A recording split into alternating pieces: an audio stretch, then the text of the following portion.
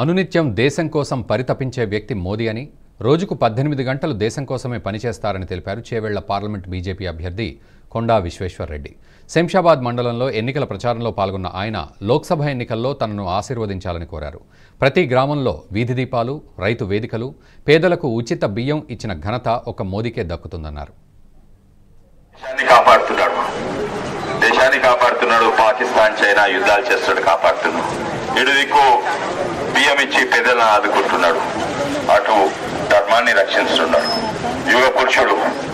ఇప్పటి వరకు ఇటువంటి ఆయన మన దేశంలో ఏలలేదు, ఒక ప్రైమ్ మినిస్టర్ కాలేదు. పొద్దుగాల 4 గంటలకు లేస్తాడు, సూర్య నమస్కారం పెట్టి పూజ చేసి పని మొదలు పెడతాడు, అందరినీ కలుస్తాడు, పైళ్ళ మీద సత్కా పెడతాడు. మళ్ళీ రాత్రి 12 గంటలకు వండుకొని 4 గంటలకు లేస్తాడు. ఎవరి కొరకైనా పనిచేసేది ఎందుకు ఇన్ని గంటలు?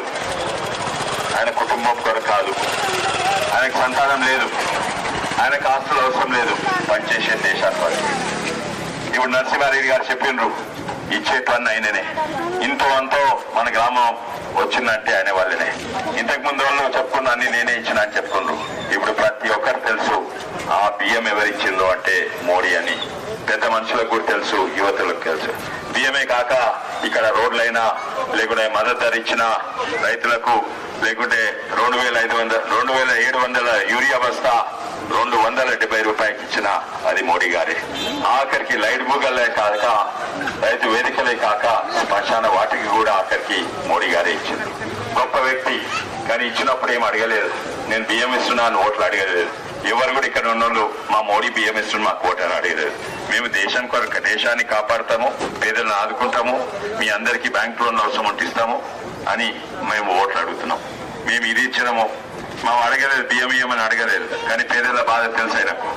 అదే కాక మనం అడగలేదు బాత్రూమ్ కట్టియాలని, ప్రతి ఒక్కరికి బాత్రూమ్ కట్టించిండు.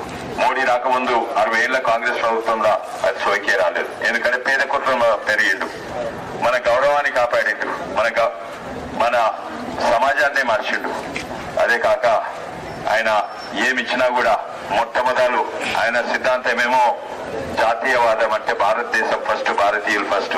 ఎవరికి లొంగలేరు, విదేశాలకు లొంగలేరు. అటు ఇటేమో ఆయన విధానమేమో అంతోదయ, అంటే కిందోళ్ళ మీదికి లేస్తేనే మొత్తం దేశం లేస్తుంది.